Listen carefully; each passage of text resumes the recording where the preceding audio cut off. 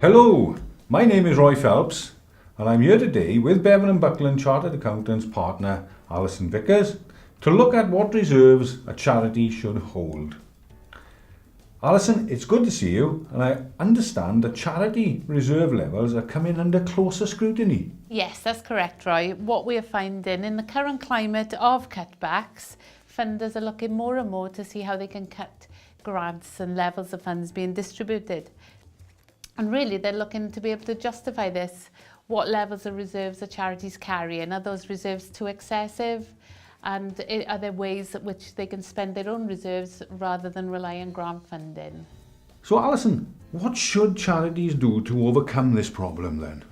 But first of all, they need to understand the level of reserves that's required, that's necessary. All charities will have strategic plans, all well-run charities will have strategic plans and annual budgets. And it's important that the reserves levels that are set are mindful of those plans and budgets. So once we've established what we need in terms of the levels, we then have to draw up a reserves policy. Now, the reserves policy will detail why we need it and what we need it for. Now, for example, capital spend. If a charity has got £1 million business, that £1 million building, that building has to be funded. In most cases, it's funded out of reserves.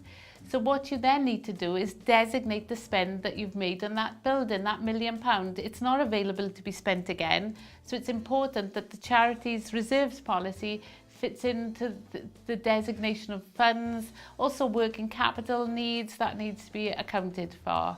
So again, get it right. And I'll stress that through all these questions. Think of the policy and get it right.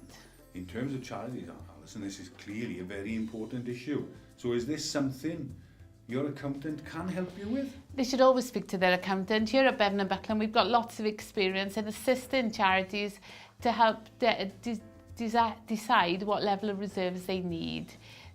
We look at thinking outside the box. It's not just the obvious spends, but for example, if you're a charity with one source of income, what happens if that income dries up? That's a massive impact on the charity. So you need higher reserves, a larger cushion. If you've got a large number of smaller grants, the likelihood of all those grants stopping in one go are remote.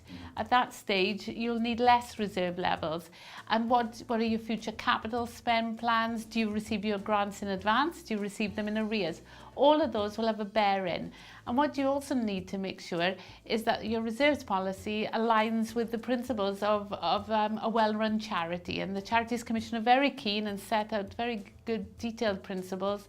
So what the accountant can help is to make sure you follow those principles. And Alison, you've just given us a lot of useful information, but are there any other key points that we need to consider? Just really to stress the importance of getting the reserves policy right.